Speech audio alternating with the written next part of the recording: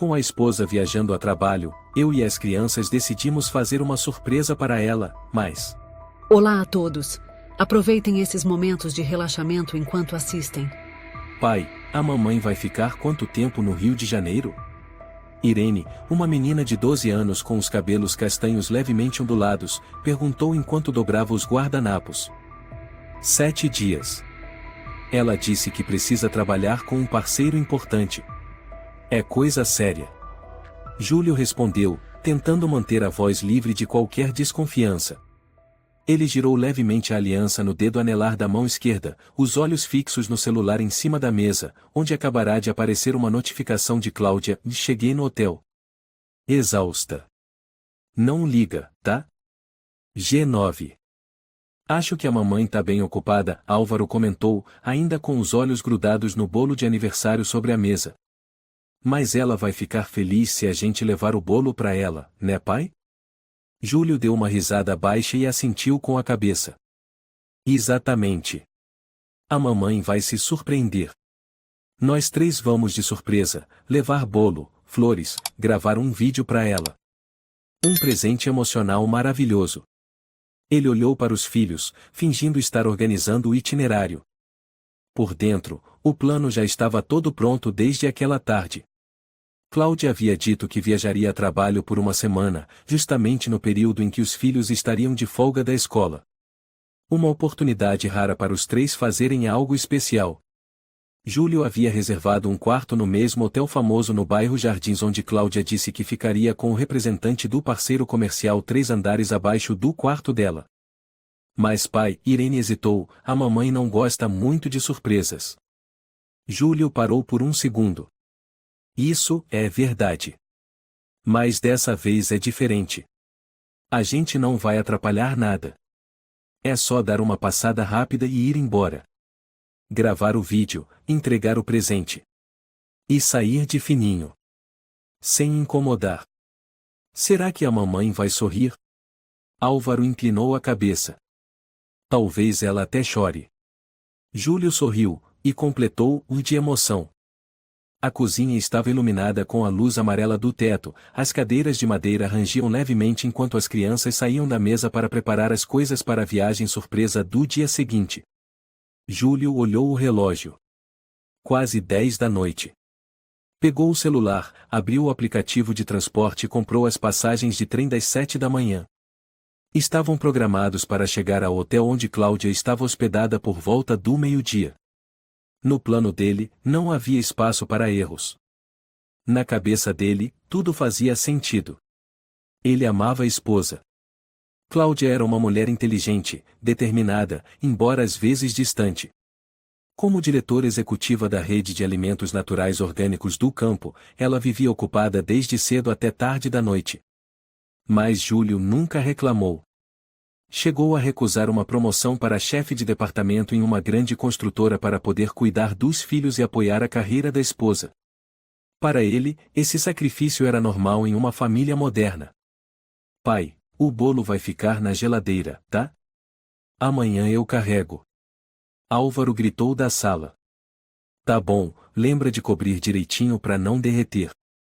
Irene pegou a filmadora pequena que o pai usará na viagem a Campinas no ano passado e sorriu levemente. Vou gravar a reação da mamãe. Se ela não gritar surpresa eu vou ficar triste. Júlio assentiu, mas no fundo dos olhos havia algo que não era felicidade, era mais como uma necessidade de confirmação, um esforço para salvar algo que estava prestes a desmoronar e ele nem tinha coragem de encarar de frente. Na manhã seguinte, os 3 pegaram o trem cedo. Júlio escolheu assentos econômicos, mas junto à janela. Álvaro abraçava a caixa de bolo, a cabeça tombando de sono. Irene ouvia a música enquanto ensaiava a introdução do vídeo surpresa. Júlio olhou o celular, releu a última mensagem de Cláudia. Ocupado o dia inteiro, reunião a partir das 8 horas. Não posso atender. Se for importante, manda e-mail. Ele silenciosamente moveu a mensagem para uma pasta separada e abriu o álbum de fotos da família. As imagens mais recentes tinham todas sido tiradas por ele em passeios em família, parques, jantares. As fotos de Cláudia eram sempre de perfil, ao telefone, digitando no laptop ou sorrindo de forma automática. Nenhuma parecia realmente íntima. Pai, Irene chamou baixinho, o senhor tem certeza que a mamãe tá naquele hotel? Tenho. Ela mandou mensagem dizendo isso.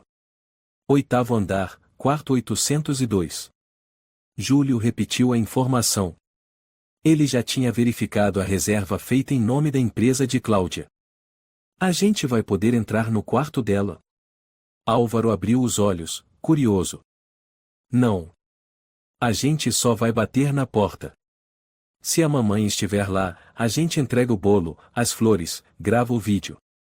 Se não, a gente deixa os presentes e vai embora. Álvaro assentiu. Irene olhou pro pai e perguntou de repente. Pai, lembra do aniversário da mamãe no ano passado?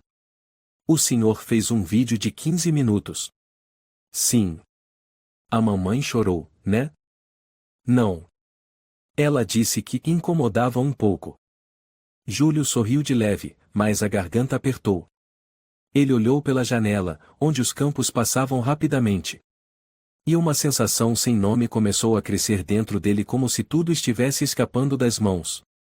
Chegaram ao Rio de Janeiro perto do meio-dia. Pegaram um táxi até o Hotel Copacabana Palace, um prédio de 12 andares todo envidraçado no centro do bairro Jardins. O recepcionista, chamado Sérgio, era um rapaz educado, com olhos castanhos profundos, que olhou para os três com surpresa ao ouvir o pedido por mais um quarto. É aniversário da minha esposa, Júlio falou em voz baixa. Queremos fazer uma surpresa. Sérgio sorriu e conferiu os dados. A senhora Cláudia Santos está hospedada no quarto 802. Vou reservar o 805 para o senhor. Esse andar é bem tranquilo. Obrigado. Sérgio hesitou um pouco, mas apenas assentiu. Não fez mais perguntas, embora o olhar dele deixasse escapar uma pequena desconfiança como se já tivesse presenciado situações ainda mais estranhas ali. O quarto 805 era claro e limpo. Júlio abriu as cortinas e a luz entrou com força. Irene organizou as flores sobre a mesa. Álvaro abraçava o bolo, tremendo de medo de derrubá-lo. A filmadora estava carregada. Pai, posso começar do corredor? Irene perguntou. Claro. Filma desde que a gente sai até chegar na porta da mamãe. Tem que ser natural, mas sem assustar ela. Álvaro tirou foto do buquê com o celular. Júlio checou tudo mais uma vez e olhou para os filhos. Prontos? Ambos assentiram. Júlio respirou fundo. O coração acelerado, não por alegria, mas como se o alertasse de algo que ele não queria reconhecer. Vamos. Ele abriu a porta. Os três entraram no corredor silencioso, iluminado por luzes amarelas suaves, como se fossem guiados a algo sem volta. Os passos ecoavam levemente no carpete do 8º andar. Irene segurava a câmera com mãos trêmulas, mas olhos focados. Álvaro andava com cuidado, carregando o bolo como um tesouro. Júlio vinha atrás, olhando de relance os números das portas. Quarto 802.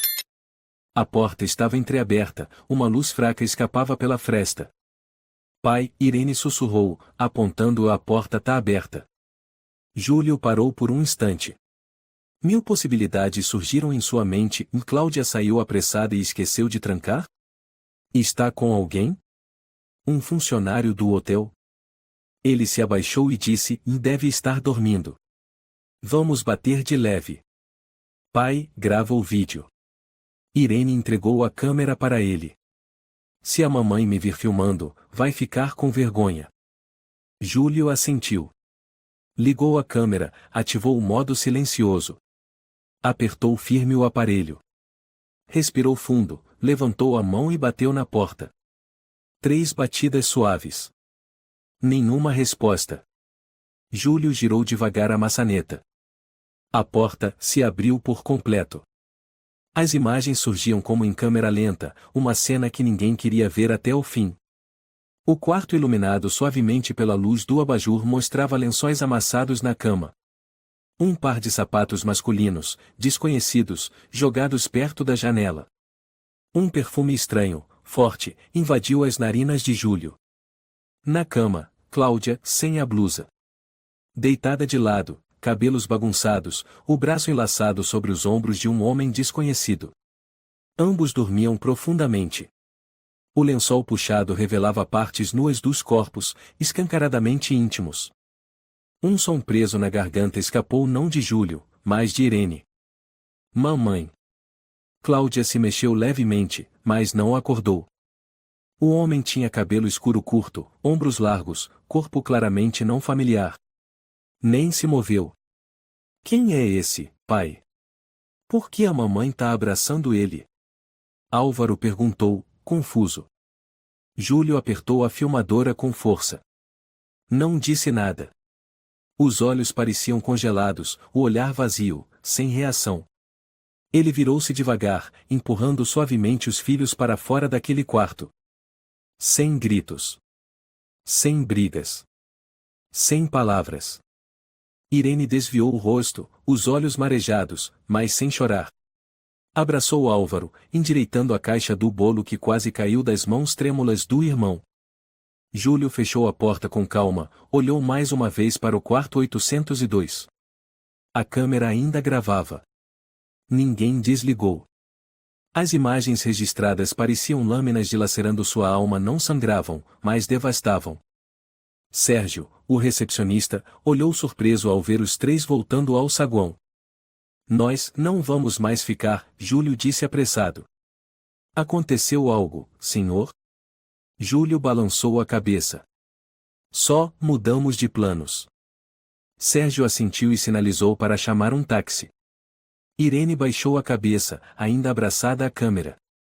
Álvaro olhava o bolo, onde o glacê começava a derreter e havia uma rachadura no topo. Ninguém falou nada. Ninguém culpou Cláudia. Mas por dentro, tudo parecia em pedaços e não havia palavras para consertar. No trem de volta para São Paulo, o silêncio dominava. Irene não ouvia a música. Álvaro não perguntava nada. Júlio apenas sentava, as mãos no colo, imóvel. Para os outros passageiros, pareciam uma família comum voltando de viagem. Mas ninguém ali sabia o que tinha morrido por dentro deles. Pai, Álvaro murmurou, quem era aquele homem? Júlio olhou para o filho. Um menino de 9 anos. A alma ainda jovem demais para entender traição, mentira e feridas profundas. Eu não sei, ele respondeu. Talvez seja só um colega de trabalho. Então por que a mamãe estava abraçando ele? Igual quando ela te abraçou no aniversário. Irene interrompeu, cala a boca, Álvaro. Álvaro baixou a cabeça. Júlio não interferiu. Apenas olhou pela janela. O vento sacudia forte, nuvens escuras se acumulavam. Algo ali parecia irremediável. De volta a São Paulo, os três foram para casa. Júlio mandou os filhos tomarem banho e descansarem. Ele ligou o computador, conectou a filmadora. O vídeo gravado no hotel apareceu na tela, nítido e completo. Ele não assistiu. Apenas transferiu o arquivo para um pendrive, colocou dentro de um envelope, lacrou cuidadosamente. Na manhã seguinte, acordou cedo. Preparou o café da manhã como de costume. Sem torradas. Apenas leite com cereal. Irene comeu em silêncio. Álvaro também não disse uma palavra. Júlio levou os filhos para a casa da avó materna deles, Dona Teresa. Ao ver o rosto do filho, ela se preparou para perguntar, mas ele apenas balançou a cabeça. Mãe, cuida deles por uns dias, por favor. Tenho coisa do trabalho para resolver. Dona Teresa franziu o senho, mas assentiu. Antes de sair, Júlio se abaixou e beijou a testa das crianças. Papai volta logo. Irene olhou o pai com desconfiança. Mas depois assentiu. À tarde, Júlio voltou para casa sozinho. A casa estava fria. As molduras com fotos da família na parede pareciam encará-lo com desprezo. Ele colocou o envelope com o pendrive sobre a escrivaninha e escreveu uma frase. Para Cláudia. Obrigado por tudo. Deixou o envelope bem posicionado e saiu de casa. 1 hora depois, o celular tocou. Era a Cláudia. Ele não atendeu. 10 minutos depois, ouviu-se batidas fortes na porta. Era a Cláudia. Júlio. Você está aí? Abre essa porta. Júlio estava atrás da porta, em silêncio. Você enlouqueceu? Ela gritou. Invadir hotel, levar as crianças, filmar, inventar mentira? Você quer perder a guarda das crianças, é isso? Júlio permaneceu calado. Tudo bem. Já que você escolheu esse caminho, eu também não vou ser boazinha. O som dos saltos altos ecoou pela sala, se afastando. Restou apenas o silêncio. Um silêncio assustador. Na manhã seguinte, o ar da casa parecia sufocar. Júlio estava imóvel à mesa de jantar, diante de uma xícara de café frio. Não havia dormido. Os olhos vermelhos, sem conseguir derramar uma lágrima sequer. As imagens do dia anterior rodavam em sua mente como o vídeo que gravara em Cláudia e o homem desconhecido na cama do hotel. Pele. Silêncio. Uma facada na alma sem faca. A campainha tocou. Júlio não se mexeu. As batidas ficaram mais insistentes. Abra a porta. Polícia. Uma voz firme do lado de fora. Abra a porta. Polícia. Júlio levantou-se lentamente e foi atender. Diante dele estava um policial uniformizado, o crachá brilhando sob o sol da manhã, Tiago Martins. O senhor Júlio Silva, o policial perguntou, voz cortante. Sim. O que está acontecendo? Tenho aqui uma intimação do tribunal da cidade. Denúncia apresentada pela sua esposa, senhora Cláudia Santos. O senhor precisa nos acompanhar imediatamente. Júlio franziu a testa. Denúncia? De quê? Tiago mostrou uma pasta. Infidelidade. Abuso psicológico de menores. Comportamento impróprio no ambiente de trabalho. Júlio exclamou. Isso não faz sentido. Não estamos aqui para discutir. Se cooperar, será mais rápido. Júlio olhou para o policial. O rosto sereno, mas o olhar completamente quebrado. Olhou mais uma vez para dentro de casa, depois seguiu em silêncio até o carro da polícia. Dentro do carro, Júlio se sentou no banco de trás, mãos fechadas, os olhos fixos na janela como se quisesse fugir da realidade. O policial Tiago olhava ocasionalmente pelo retrovisor, a expressão impassível. Eu não entendo, Júlio murmurou, voz embargada. Ela me denunciou por quê? Tiago não se virou. O tribunal vai explicar. Estou apenas cumprindo o protocolo. Ela me traiu. Eu tenho provas. Eu filmei. Senhor Silva, Tiago interrompeu, firme, cuidado com o que diz. Pode ser registrado em ata. Júlio cerrou os dentes, os nós dos dedos esbranquiçados. Com a prova em mãos, mas o culpado, e era ele. A sala era simples, mas a luz ali parecia desnudar qualquer um diante de olhos invisíveis. Júlio estava sentado em frente à sua advogada Ana Nunes, recomendada por um velho amigo. Ana folheava os documentos, a expressão tensa. Nós estamos em desvantagem, Júlio. Eu não fiz nada de errado, ele murmurou. Ana deslizou uma folha na direção dele. Ela entregou mensagens, prints de tela, depoimentos de colegas da empresa. Todos dizem que você tem um caso com a nova secretária, uma tal de Laura Rodrigues. E tem uns e-mails com conteúdo sugestivo, editados. Isso é mentira. Júlio se levantou bruscamente.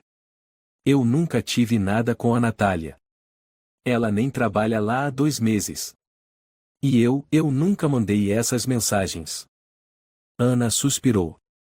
Calma. Eu acredito em você. Mas no tribunal, provas são tudo.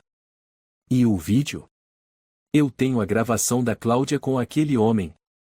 Eu deixei ontem, no envelope, em cima da minha mesa. Você entregou a prova para ela? Ana arregalou os olhos. Júlio assentiu. Deixei pra ela. Ontem. Ana praguejou baixinho, de merda. Você deu a prova pro inimigo? Na hora, eu não pensei nas consequências. Ana passou as mãos pelos cabelos. Tomara que ela não tenha destruído. Tribunal de Justiça da cidade de São Paulo. A sala de audiências era pequena, fria. Paredes brancas amareladas, luz fraca, o ambiente sufocante. Na cadeira da frente, a juíza Helena Ribeiro, cabelos grisalhos presos num coque firme, folheava os autos. Cláudia sentava-se de frente para Júlio. Usava um vestido cinza elegante, cabelo preso no alto, maquiagem leve e meticulosa. Já não era a mulher nua do dia anterior. Era agora a executiva exemplar, a mãe abnegada exatamente como queria parecer. Ao seu lado, o advogado particular, Carlos Souza, cerca de 50 e poucos anos, rosto gelado e olhar calculista. A defensora de Júlio, Ana Nunes, era mais jovem, menos experiente, mas com olhos firmes.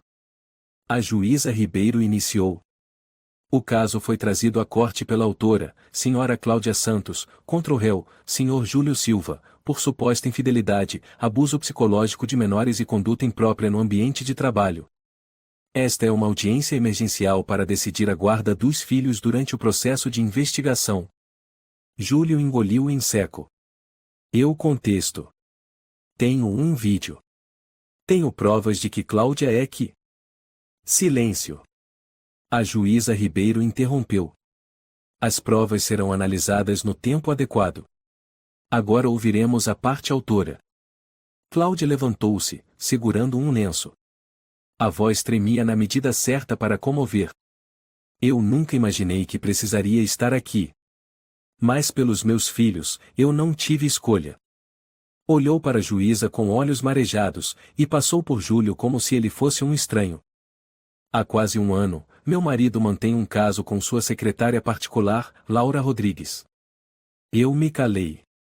Mas o cúmulo foi ontem, quando ele levou nossos 2 filhos ao hotel onde eu estava a trabalho, gravou vídeos mentirosos, invadiu meu quarto, filmou escondido a mim e a um colega de trabalho, e depois me mandou mensagens ameaçadoras.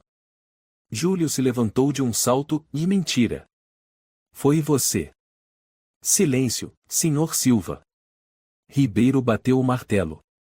Se perder o controle de novo, será retirado da audiência. Júlio sentou-se, mãos trêmulas. Cláudia continuou, agora com voz mais baixa. Nossos filhos foram profundamente afetados. Irene tem tido dificuldades para dormir. Álvaro se assusta quando o pai levanta a voz. Eu só peço que o tribunal suspenda temporariamente a guarda com ele, até que tudo seja apurado. Carlos, o advogado de Cláudia, apresentou uma pasta e fotos de mensagens entre Júlio e uma mulher, editadas, montagem de uma foto dele abraçando alguém numa praia, um trecho de áudio editado com a frase "Eu não conta pra minha esposa". Júlio virou-se para Ana, chocado. Isso é montagem. Eu nunca. Eu nem fui à praia esse ano. Ana franziu a testa e sussurrou. Eu sei, mas não dá para contestar agora. Precisamos de tempo para analisar a origem. Mas ela tem um vídeo. Por que não usamos o que eu gravei? Júlio retrucou. Ainda não entregamos a cópia. No momento, Cláudia já apresentou a dela, com o depoimento dizendo que você forjou o vídeo para difamá-la. Júlio parecia à beira de um colapso. Ela está distorcendo tudo. Eu sou o traído aqui. O juiz Ribeiro bateu o martelo mais uma vez. O tribunal concede temporariamente a guarda das crianças à mãe da senhora Cláudia Santos por um período de 3 meses, a fim de garantir a estabilidade emocional dos menores. Ao mesmo tempo, bloqueia-se temporariamente a conta bancária conjunta para evitar disputas patrimoniais enquanto a investigação não for concluída. Não. O que meus filhos vão pensar ao viver com uma traidora? Eu não fiz nada de errado. Júlio gritou, mas sua voz ecoou fraca naquela sala fria. Cláudia baixou a cabeça e fingiu enxugar lágrimas. Carlos se virou e sussurrou algo, e Cláudia assentiu levemente, com um sorrisinho de vitória rápido o bastante para que só Júlio percebesse. Um sorriso frio e triunfante. Após a audiência, Júlio desabou num banco de pedra no corredor. As mãos tremiam. Ana sentou-se ao lado dele e pôs a mão em seu ombro. Eu vou recorrer imediatamente. Mas preciso de tempo. Quanto tempo?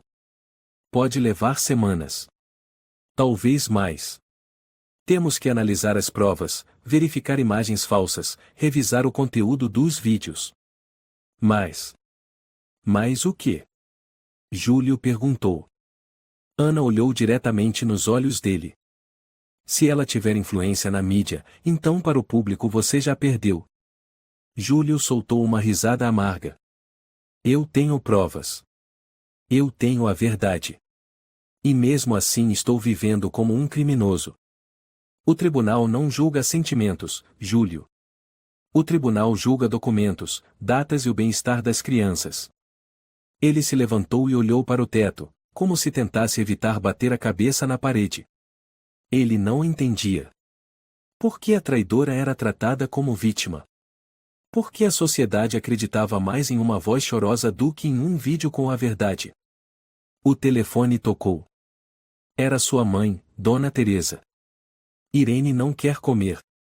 Álvaro está perguntando pelo pai. Júlio se sentou nos degraus. Hoje à noite eu não vou conseguir ir.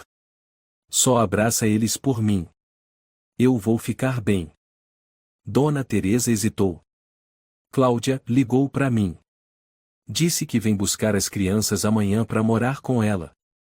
Júlio apertou o celular com força, os dentes cerrados. Não entrega. Mesmo com ordem judicial, fica com eles. Depois eu resolvo. Mas eu tenho medo da polícia. Confie em mim. Se você entregar, eu nunca vou perdoar. Ela não respondeu. Um longo silêncio. Júlio caminhou lentamente até em casa. A porta ainda entreaberta, como se tudo em sua vida estivesse esperando alguém entrar e derrubar o resto. Entrou na sala. Na parede, a foto do casamento com Cláudia ainda estava lá. Ele esticou a mão para tirar, mas parou. Para que tirar? A verdade não está na moldura. Está no coração das pessoas. 2 dias depois, Ana Nunes chegou à casa de Júlio perto do meio-dia. Ela trouxe um notebook e algumas pastas novas recebidas de uma fonte confidencial. Tem uma coisa que pode ser o começo da virada, disse Ana, abrindo o computador e puxando os papéis.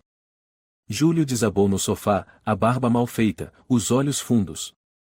Se for mais uma montagem ou gravação forjada, nem precisa. Não é. Ana se inclinou, falando baixo. É um depoimento. De alguém que você conhece. Um depoimento? Do homem que estava no Hotel João Ribeiro. Subordinado direto da Cláudia na Orgânicos do Campo. O nome o fez congelar. João, que papel ele tem nisso tudo? Ana abriu uma impressão de e-mail e colocou sobre a mesa. É um vazamento interno. Um rascunho de e-mail da Cláudia para o advogado particular dela, com o plano do divórcio. Preciso que João me ajude a montar a cena, desde que ele não saiba o objetivo final. Sugira que é para me livrar de um marido tóxico e ganhar vantagem na mídia. Se necessário, ofereça bônus extra quando tudo acabar. Júlio ficou atônito. Ela pagou para ele fingir? Ana assentiu. Ainda não conseguimos falar com João diretamente, mas fontes internas confirmaram que Cláudio o chamou para uma reunião privada 3 semanas antes da viagem ao Rio de Janeiro. Depois disso, ele recebeu aumento de salário e um bônus adiantado. Júlio socou o braço do sofá. Ela encenou tudo, me fez parecer um adúltero, um pai violento. E tem mais. Ana puxou outra folha. Cláudia entrou em contato com uma especialista em gerenciamento de crise chamada Lorena Monteiro. Elas planejaram tudo, um vídeo chorando, narrativa emocional, virar a mãe guerreira. Ela premeditou tudo. Não só premeditou, Ana disse, sem tirar os olhos do laptop, ela manipulou. Conhece a lei, entende de psicologia pública e sabe como controlar a opinião com emoção. Júlio fitava a tela. Dentro dele, uma raiva sufocante subia. Não era apenas traição. Era destruição planejada. Então, João é cúmplice. Na prática, João pode ser apenas um peão. Ainda não temos prova de que ele sabia de todo o plano. Mas, se for pressionado, talvez confesse. Júlio murmurou. Tenho que encontrá-lo. Falar cara a cara. Quero olhar nos olhos dele e perguntar por quê. Ana foi cautelosa. Não recomendo que vá sozinho. Não vou agredir. Só preciso da verdade. Naquela tarde, Júlio foi até a sede da Orgânicos do Campo. A recepcionista inicialmente recusou o acesso, mas quando ele disse eu sou o marido da Cláudia Santos, ela ficou sem reação.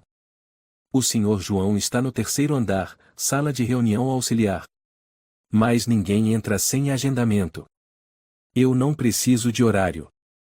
Júlio subiu determinado, ignorando os chamados da recepcionista. A porta estava destrancada. Ele a empurrou e viu João sozinho, preparando uma apresentação. Ao ver Júlio, João se levantou assustado. Eu não sabia que. Olá, João, disse Júlio com uma calma estranha. Senta aí. João gaguejou.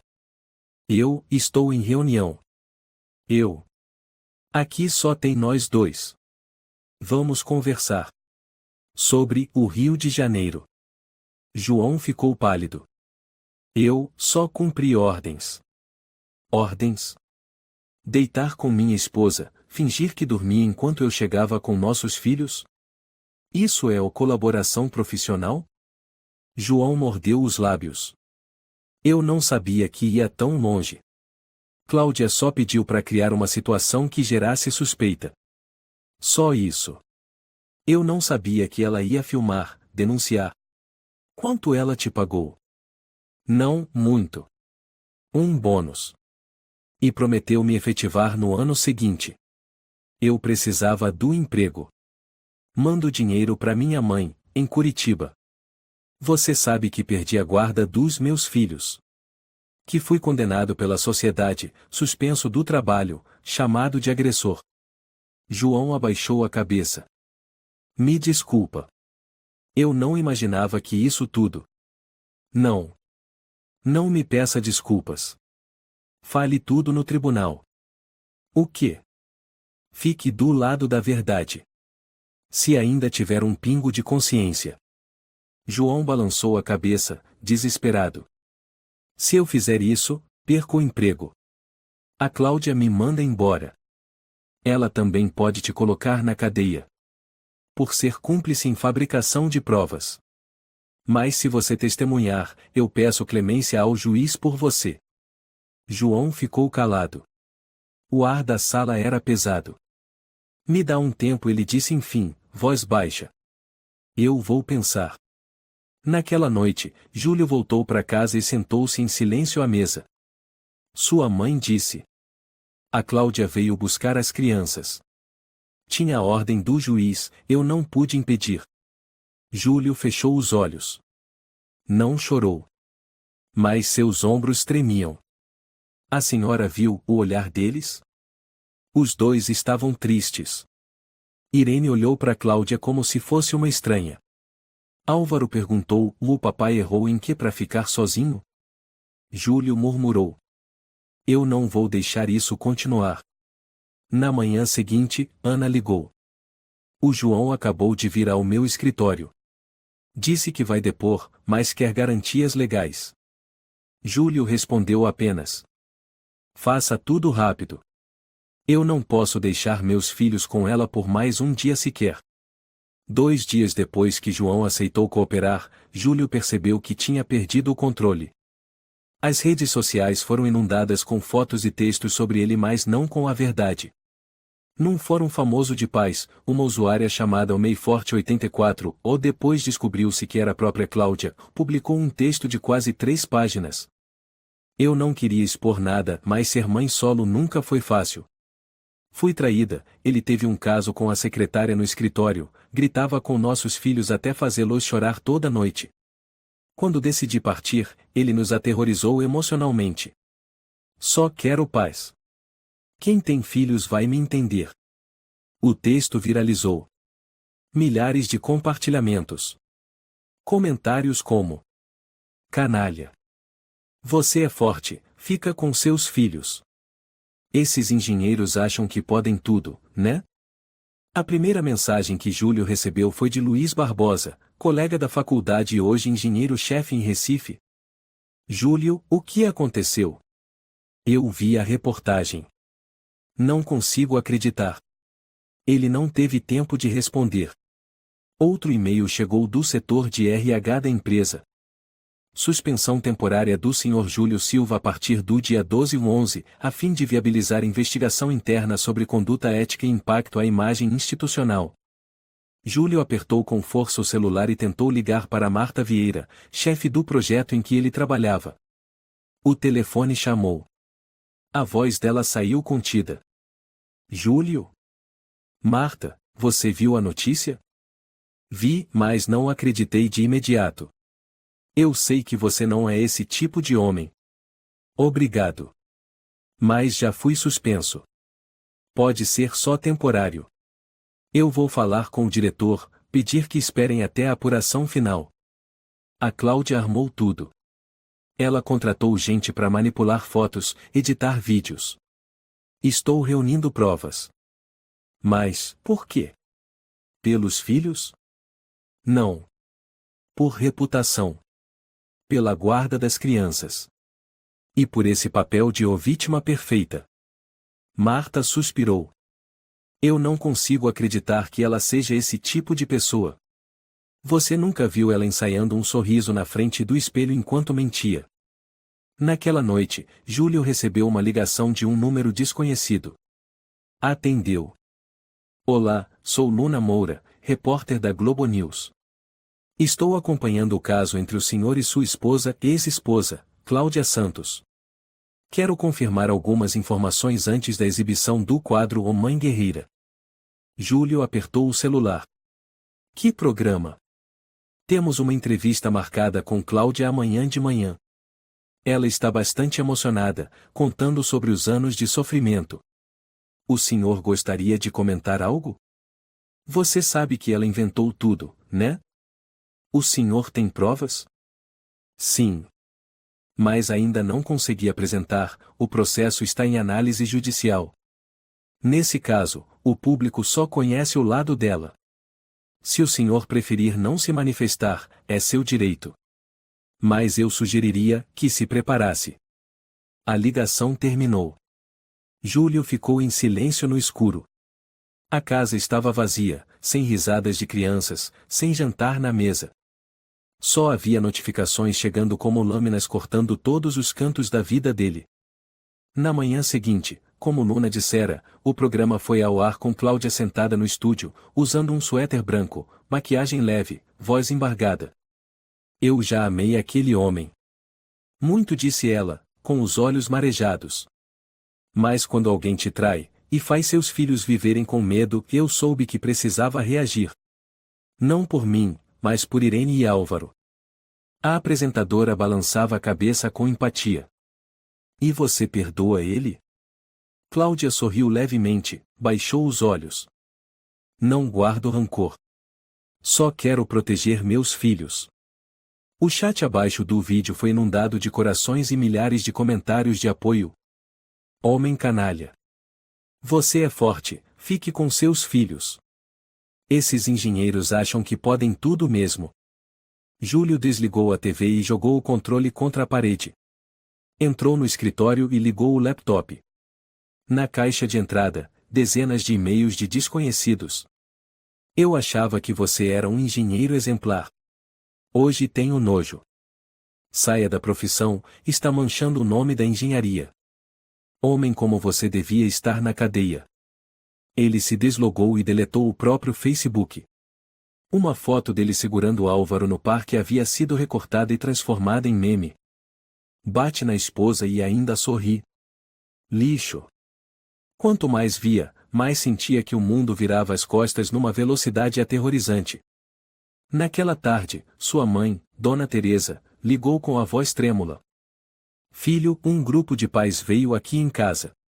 Disseram que não querem mais que seus filhos tenham contato com o meu neto na escola. Júlio cerrou os dentes. Eles disseram o quê? Disseram que a Cláudia é uma mulher corajosa. E que você é a vergonha da comunidade.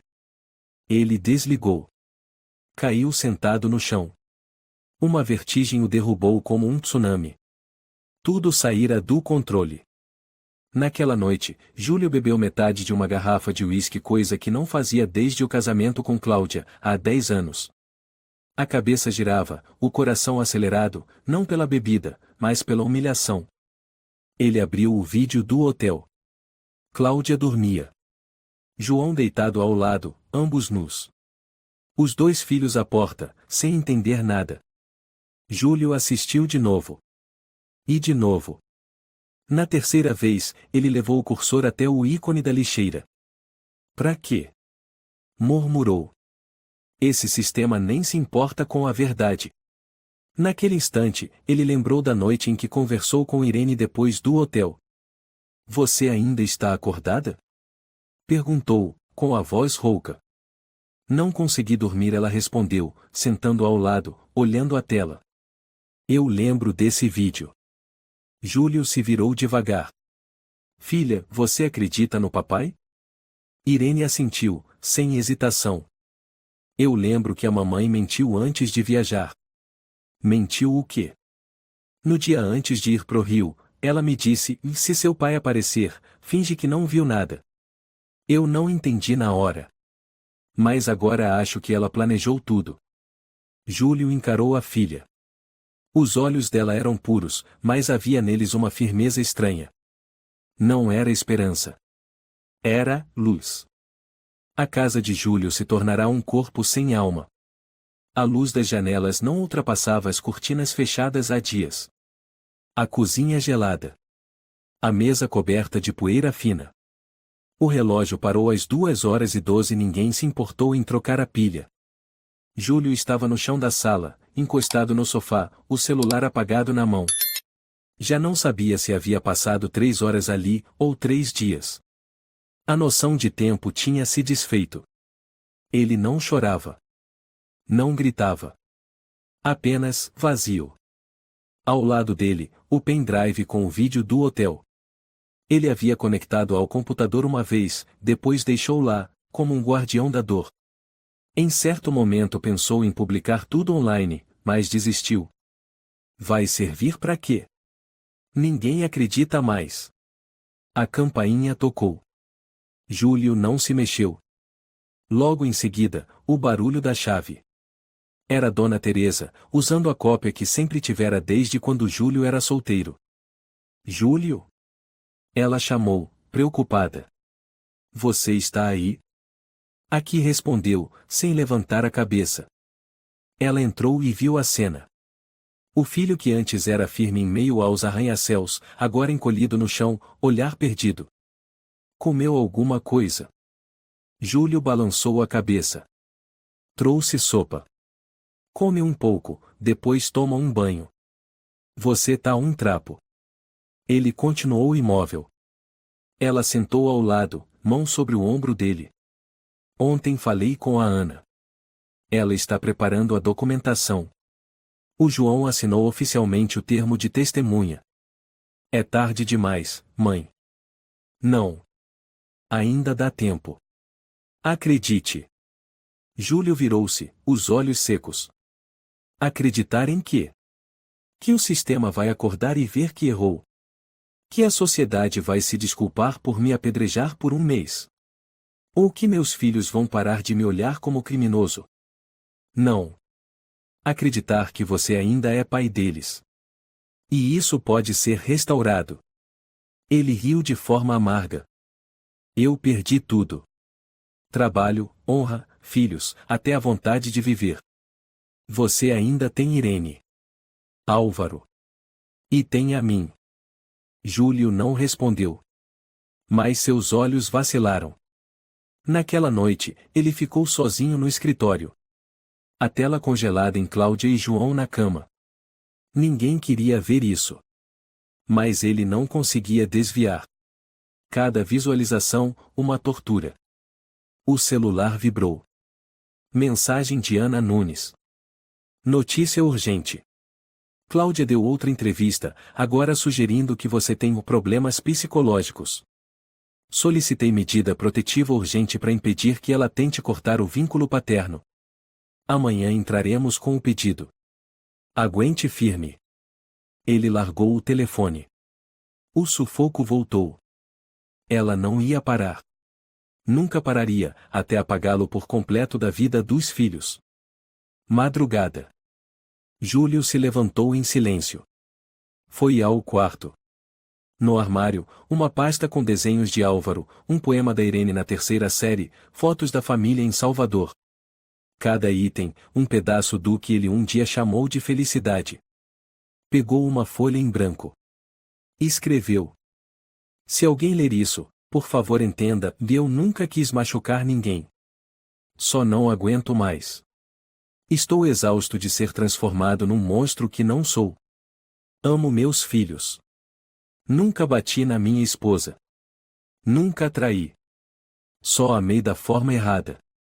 Deixou o bilhete sobre a mesa e foi até o armário de remédios. A mão tremia ao abrir o compartimento dos calmantes. Quando ia puxar o frasco parou. No escuro, a luz da tela do computador ainda brilhava. Um ping. Mensagem de Irene, enviada pelo tablet sincronizado. Não consegui dormir. Álvaro também não. Só queria dizer, eu acredito em você, papai. E estou esperando para voltar para casa. Júlio desabou na cadeira. O frasco caiu da mão. Ele olhou para a tela como se visse o último fio que o segurava. Não era esperança. Era uma linha que ainda não rompeu. Na manhã seguinte, ele ligou para Ana. Ana, manda todas as provas. Escancara tudo. Custe o que custar. A voz de Ana soava firme. Já estou fazendo. Hoje o João assina a declaração com firma reconhecida. Vou anexar tudo, via e-mails, bônus, o plano de mídia.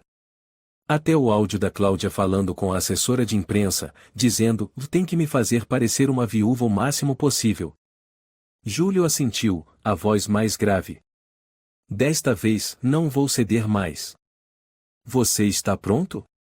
Perguntou Ana Nunes quando Júlio entrou no escritório de advocacia naquela manhã. Ele assentiu. O olhar calmo, mais cortante. Já não era mais o homem tremendo no escuro, e sim um pai que caiu e se levantou com a única coisa que lhe restava, a verdade.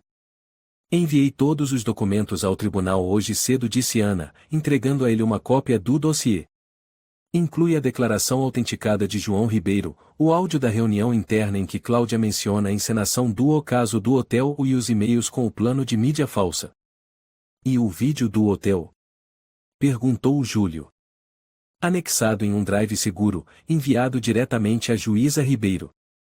Temos um laudo técnico que confirma que o vídeo não sofreu edição. Júlio assentiu. Ana respirou fundo. Ainda não acabou.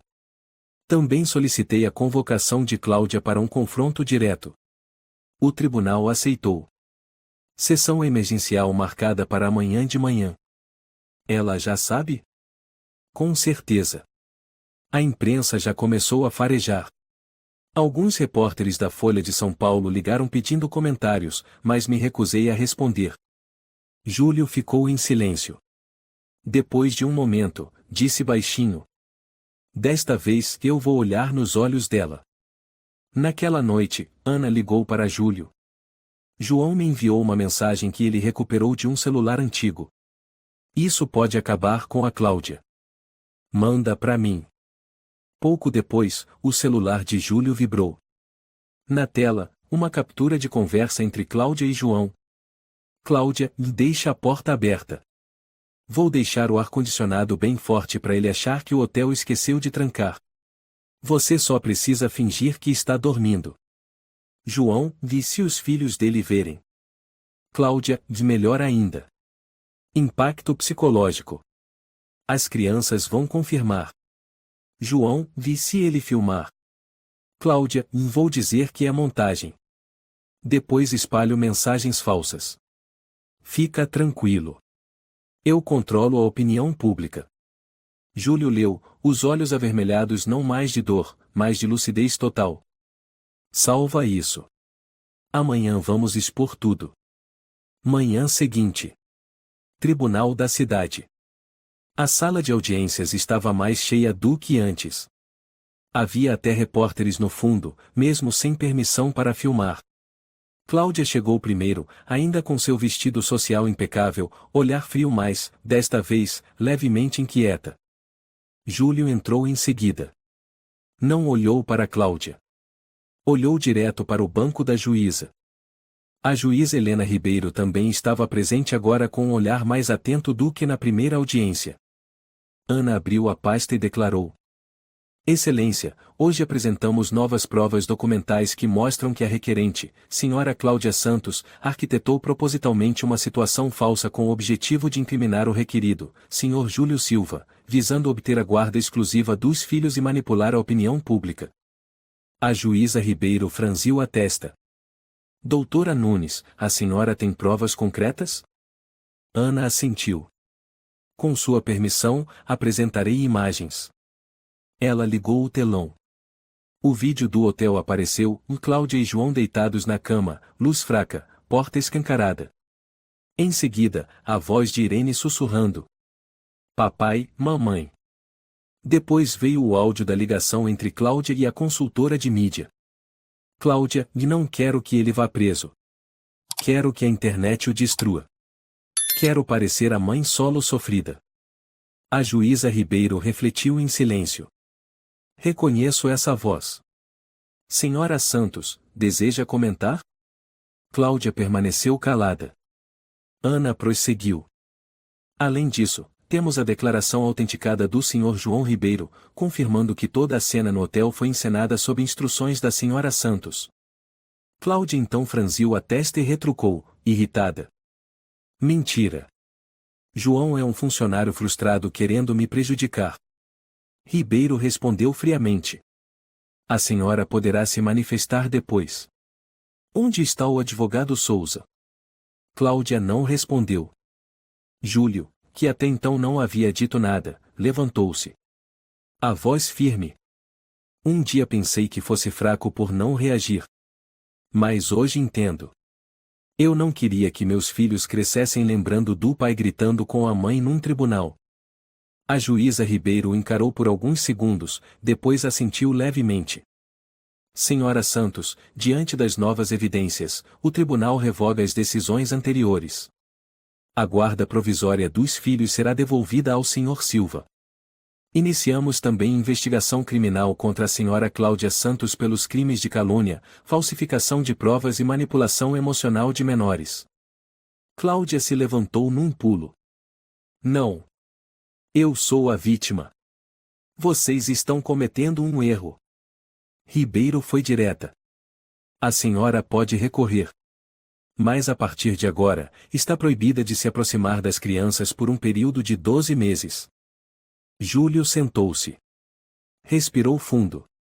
Uma gota de suor escorreu pela têmpora. Não era cansaço. Era alívio. Ana se aproximou. Vencemos. Ele assentiu.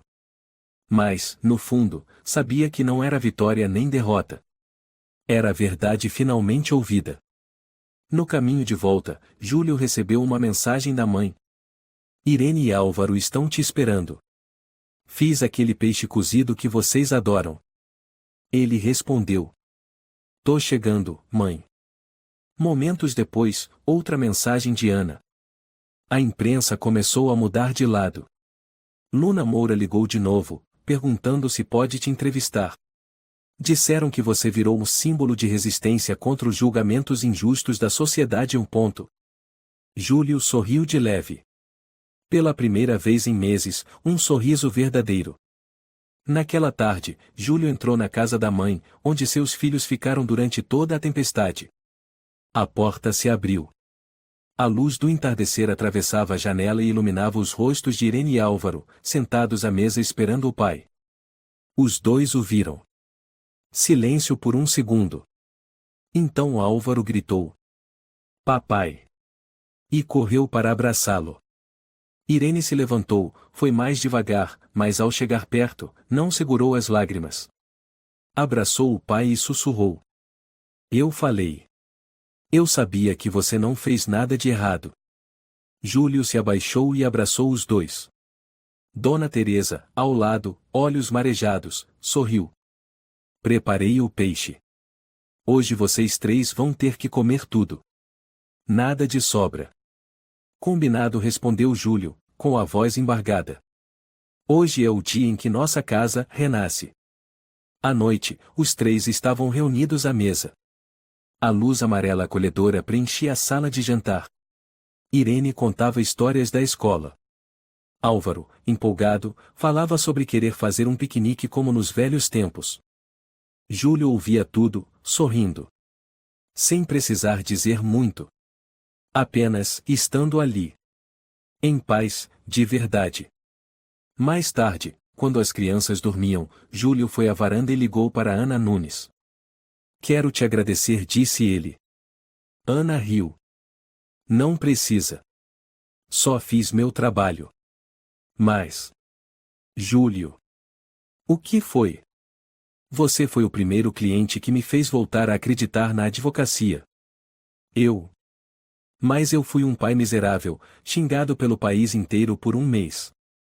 Não, disse Ana com firmeza. Você foi o pai que soube se calar quando precisava, falar quando era hora, e não usou o ódio como resposta.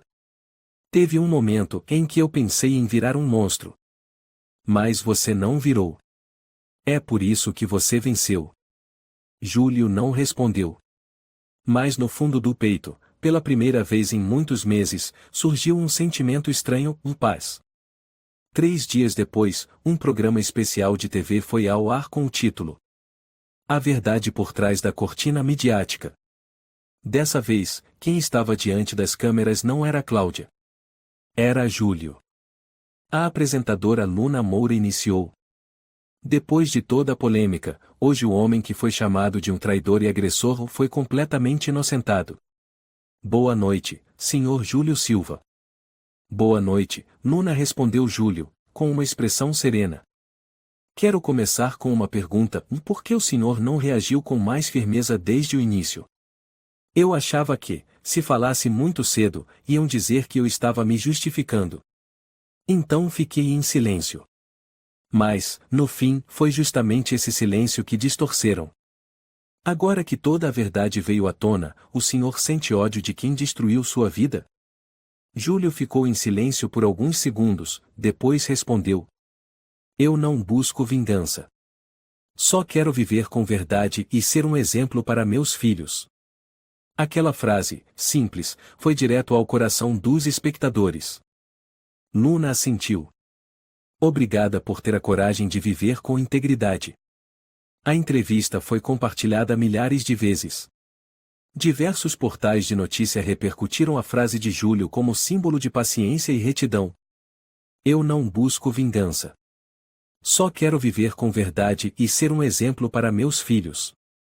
Cláudia Santos, por sua vez, passou a ser formalmente investigada criminalmente. Os crimes incluíam calúnia, falsificação de provas, uso indevido da mídia para difamação e danos psicológicos a menores. João Ribeiro, após prestar depoimento completo, foi beneficiado com imunidade penal. Pediu demissão e se mudou para Curitiba para morar com a mãe. O órgão municipal de proteção à criança ofereceu a Irene e Álvaro um programa de acompanhamento psicológico de longo prazo. Inicialmente, Júlio hesitou, com receio de causar mais sofrimento aos filhos, mas depois entendeu: curar também faz parte de amar. Uma semana depois, ele levou os filhos à primeira consulta. A psicóloga Lúcia Barros sorriu ao vê-los entrarem. O senhor é Júlio Silva? Sim. Esses são Irene e Álvaro. Estamos honrados em poder acompanhar sua família. Irene cochichou para o pai. Pai, a doutora parece a Elsa. Ela tem o poder de curar, Júlio respondeu, sorrindo. Os três riram juntos. E não era um riso forçado. Era riso de verdade. Um mês depois, a antiga empresa de Júlio ligou convidando-o para voltar. Mas ele recusou. Estou trabalhando em outro lugar, disse ele ao diretor de RH. Onde? Na Secretaria de Proteção à Criança do município. Estou ajudando pais e mães que foram difamados ou perderam a guarda dos filhos de forma injusta. Do outro lado da linha, silêncio por alguns instantes. Entendo. Desejo sucesso. Júlio desligou, com o coração leve. Não por ter recusado um bom emprego, mas porque, finalmente, estava vivendo com autenticidade. À noite. Na cozinha antiga da casa da mãe, Júlio preparava o prato de couve-flor refogada com carne que Irene adorava. Álvaro revirava uma caixa de brinquedos antigos. Na parede, o velho retrato da família ainda estava pendurado, mas já não doía. Porque agora, dentro de Júlio, novas imagens estavam sendo formadas todos os dias, a foto das crianças abraçando o pai no tribunal, a da família rindo à mesa, a que Irene tirou do pai lavando a louça com a legenda: "Meu super-herói da vida real." Álvaro correu até ele. "Pai, amanhã a gente vai ter aula de contar histórias. Posso contar a história do pai?" Júlio se ajoelhou. "E que história você quer contar?" "A história de que meu pai é um herói. Mas sem capa." Irene completou. "E sem superpoder. Só precisa não desistir." Júlio os abraçou forte. Sim. O pai aprova. Agora, ninguém mais precisava temer surpresas. Porque, para eles, a paz era a surpresa mais bonita de todas. A verdade pode ser escondida, e a justiça pode ser adiada. Mas se formos firmes sem revidar com ódio, mas com inteligência e compaixão, a luz sempre voltará.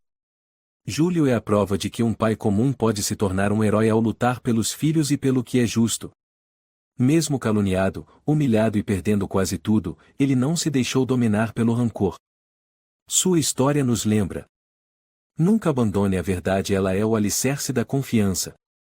Se você gostou desta história, convidamos você a dar um like e se inscrever em nosso canal. Seu apoio nos motiva a continuar trazendo histórias comoventes quase todos os dias. Estamos muito agradecidos pelo seu apoio. Até breve.